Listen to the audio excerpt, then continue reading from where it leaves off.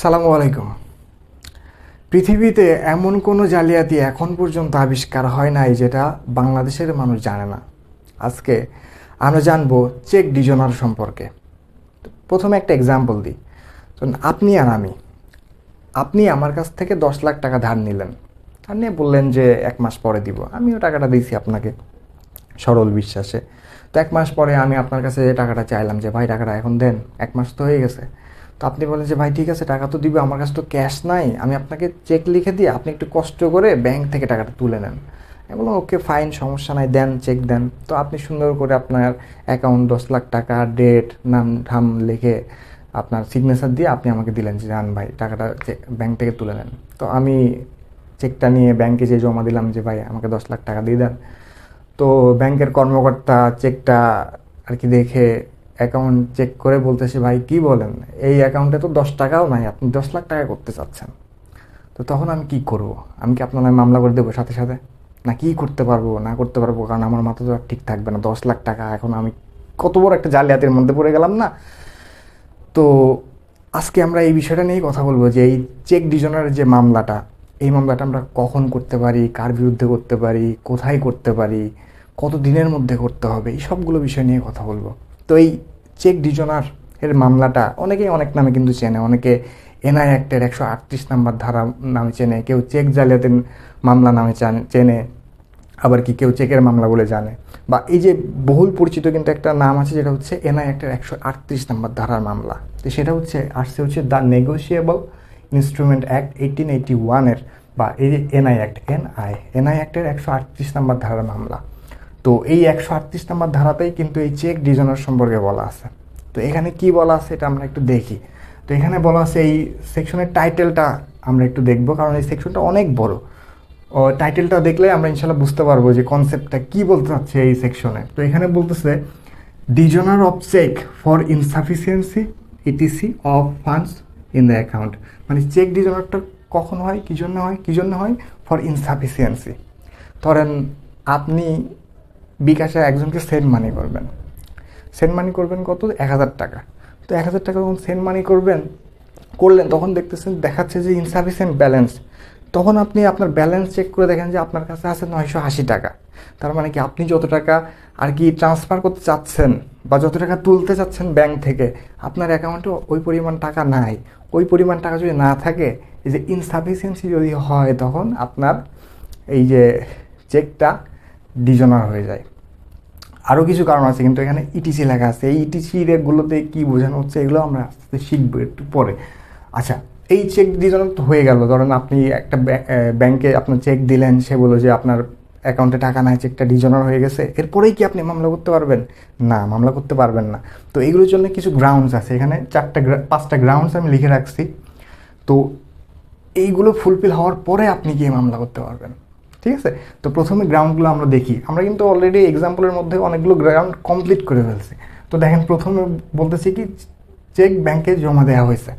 মানে এই যে গ্রাউন্ডগুলো থাকতেই হবে, এর মধ্যে চেক ব্যাংকে জমা দেওয়া হয়েছে। চেক ডিজনার হইতে হলে কি অবশ্যই চেকটা ব্যাংকে জমা দিতে হবে। আচ্ছা, এটা কমপ্লিট। চেক ব্যাংকে কত দিনের মধ্যে জমা দিতে হবে? আপনি যেদিন চেকটা আপনাকে দিল, এখন আপনি আমাকে যেদিন চেকটা দিলেন তার থেকে 6 মাসের মধ্যে, 6 মান্থের মধ্যে আমাকে চেকটা ব্যাংকে জমা দিতে হবে। 6 মাসের পরে যদি আমি ব্যাংকে ওই চেকটা জমা দিই, বলে যে আমাকে টাকা দেন, দিবে না। কারণ কি, এই একটা চেকের মানে যে ডেটে ইস্যু হয়েছে সেই থেকে 6 মাস পর্যন্ত এটার কার্যকারিতা থাকে, এরপরে কার্যকারিতা নষ্ট হয়ে যায়। আচ্ছা, তো এর মধ্যে আমি 6 মাসের মধ্যে চেকটা ব্যাংকে দিলাম। সে ব্যাংক কী করলো? ব্যাংক থেকে চেকটা কি রিটার্ন আনপেইড হয়ে গেল, মানে আমাকে টাকা পয়সা দিল না। সে টাকা পয়সা দিল না, টাকা পয়সা দিলই না। টাকা না থাকলে, যদি ব্যালেন্স না থাকে, কোত্থেকে টাকা দিবে, তাই না? আচ্ছা, এখন তো আনপেইড হয়ে গেল, এখন আমি কি করব? তো এখন কি হয়েছে, এখন যে আনপেইড হয়েছে, এই জন্য কেন হয়েছে? কারণ ব্যাংকে টাকা নাই, মানে আমার অ্যাকাউন্টে টাকা নাই। তো এই বিষয়ে আমি ব্যাংক কর্মকর্তাকে বলবো যে ঠিক আছে, ব্যাংকে যেহেতু চেকটা ডিজনার হয়েছে, আপনি এই মর্মে আমাকে একটা সার্টিফিকেট দিয়ে দেন যে কেন আর কি আমার চেকটা ডিজনার হয়েছে। তো এই চেকটা ডিজনার হইতে পারে আপনার ইনসাফিসিয়েন্সি এই কারণে হইতে পারে। আবার যেহেতু ইটিসি লেখা আছে, ইটিসি বলতে এখানে ইটিসি বলতে এখানে কিন্তু আইনে কিন্তু স্পষ্টভাবে লেখা নাই যে ইটিসি বলতে আর কি কি বিষয়।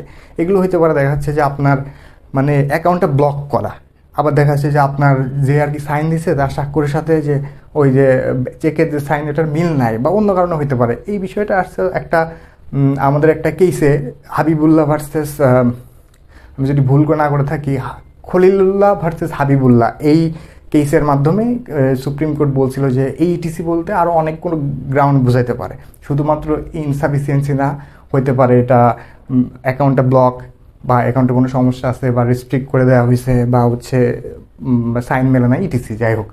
আচ্ছা, এরপরে আমি যখন স্লিপটা নিয়ে নিলাম ব্যাংক থেকে, আমরা কি সার্টিফিকেট দিব একটা, কি হইতেছে, সার্টিফিকেটটা নিব। হ্যাঁ, সার্টিফিকেট নেওয়ার পরে সাথে সাথে কিন্তু আমি মামলা করতে পারবো না। সার্টিফিকেটটা নেওয়ার পরে আমি একটা উকিলের কাছে যাইতে হবে, আমাকে অ্যাডভোকেটের কাছে যেয়ে বলবো যে এই ঘটনা এখন আমি কী করবো। তো অ্যাডভোকেট কী করবেন, অ্যাডভোকেট সাহেব একটা লিগাল নোটিশ পাঠাবেন যে আর কি চেকটা দিছে, যে চেকটা দিছে তাকে একটা লিগাল নোটিশ পাঠাবে 30 দিনের মধ্যে, 30 ডেজের মধ্যে একটা লিগাল নোটিশ পাঠিয়ে দিবে। লিগাল নোটিশ পাঠাবে কেন, যে এই যে আপনার চেকটা ডিজনার হয়েছে ব্যাংক থেকে, আমাদের কাছে এই সার্টিফিকেট আছে ডিজনার বা এই কারণে চেকটা ডিজনার হয়েছে, এখন আপনাকে 1 মাস টাইম দেওয়া হলো, 30 ডেজের মধ্যে কিন্তু পাঠাচ্ছে। এই চেকটা ডিজনার হওয়ার সার্টিফিকেটটা তোলার 30 দিনের মধ্যে আমাকে লিগাল নোটিশটা পাঠাইতে হবে, 30 দিনের মধ্যে, এবং 30 দিন আমাকে টাইম দিতে হবে।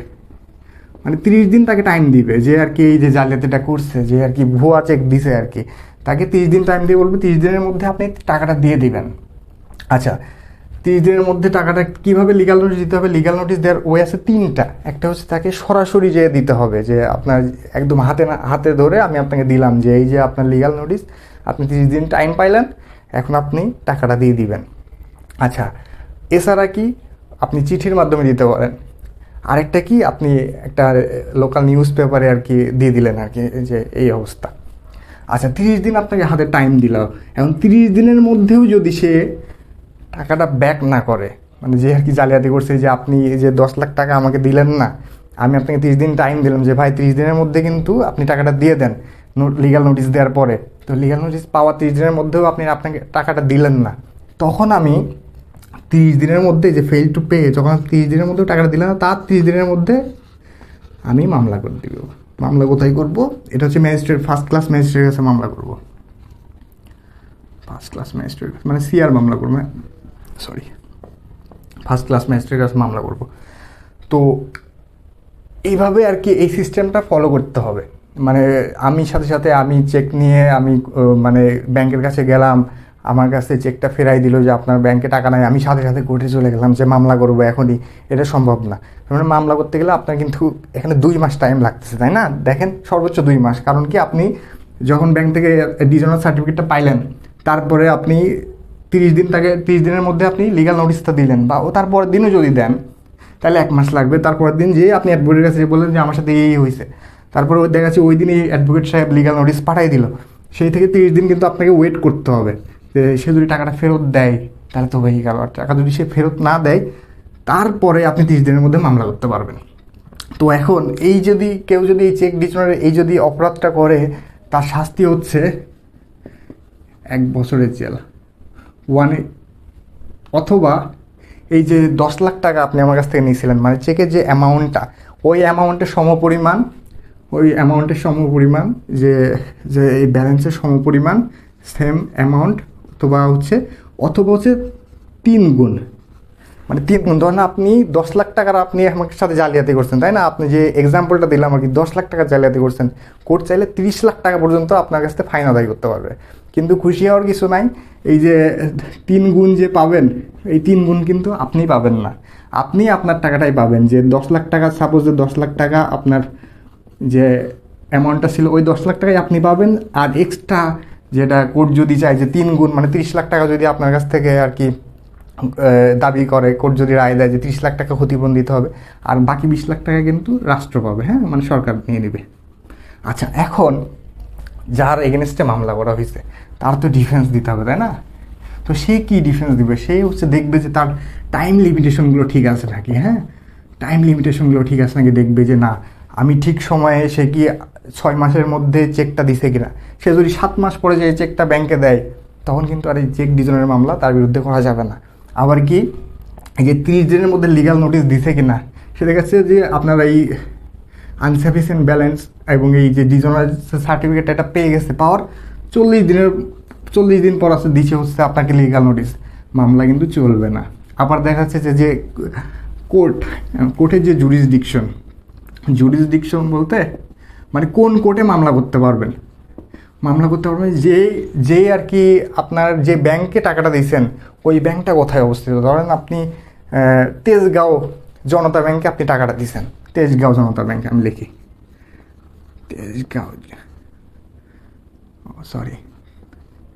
তেজগাঁও জনতা ব্যাংক, হ্যাঁ। তো আপনি কিন্তু মামলা করতে হলে তেজগাঁওতে মানে এই আন্ডারে কিন্তু মামলা করতে হবে। আপনি যে মামলা করলেন সিলেটে, হবে না কিন্তু, ঠিক আছে, হবে না। তো যেখানে ব্যাংক সেই কোর্টে মামলা করতে হবে। তো এটাই হচ্ছে জানার বিষয় আমাদের, আশা করি বুঝাইতে পারছি। আর যদি প্রশ্ন থেকে থাকে অবশ্যই আপনি কমেন্ট সেকশন আসে জানাবেন, ইনশাআল্লাহ বলার চেষ্টা করব। তো আমি যদি সারমর্মটা আরেকবার একটু বলি, যখন আপনি একটা চেক ব্যাংকে দিবেন, ওই ব্যাংক যদি আপনাকে টাকা পয়সা না দিয়ে বলে যে এই অ্যাকাউন্টে টাকা নাই, তখন যে চেকটা ডিজনার হয়ে যায়। তো ওই ডিজনারি স্লিপটা আপনি নেবেন, স্লিপটা নিয়ে আপনি তাকে লিগাল নোটিশ পাঠাবেন। লিগাল নোটিশ পাঠানোর আপনাকে 1 মাস টাইম দেবেন। 1 মাস টাইম দেওয়ার পরে সে যদি টাকাটা না দেয়, তখন আপনি ম্যাজিস্ট্রেটের কাছে মামলা করবেন।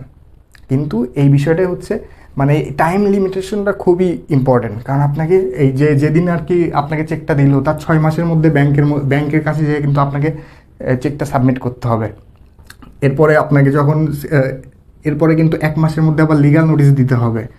লিগাল নোটিশ দেওয়ার আবার সে যদি 1 মাস টাইম পর যদি টাকাটা না ব্যাক করে, তাহলে তার 1 মাসের মধ্যে আপনাকে মামলা করতে হবে। আপনি যদি 2 মাস পরে যে মামলা করতে চান, মামলা কিন্তু চলবে না। তো এটাই হচ্ছে আসল কথা। আর একটা বিষয় হচ্ছে, এই মামলাটা হচ্ছে বেইলেবল মামলা, হ্যাঁ। তো যাদের এগেনস্টে মামলা হবে তাদের কোনো ভয় নাই। আপনারা উকিলকে একটু বেশি টাকা পয়সা দিবেন, তারা আপনার জন্য কোর্টে গিয়ে দাঁড়ালেই ইনশাল্লাহ বিজ্ঞ আদালত আপনাদেরকে জামিন দিয়ে দিবে, এই কারণে এটা বেইলেবল মামলা। তো এই ছিল আজকের কথাবার্তা। আমি আশা করি বুঝাইতে পারছি আপনাদের এই চেক ডিজনার সম্পর্কে। যদি কোনো বুঝতে অসুবিধা হয় অবশ্যই জানাবেন। আর আমার যে নতুন পেজটা রিয়াদ LLB, এই পেজটাকে অবশ্যই ফলো করবেন। আর ফেসবুকে প্লিজ সাবস্ক্রাইব করে পাশে থাকবেন। থ্যাংক ইউ, আল্লাহ হাফেজ।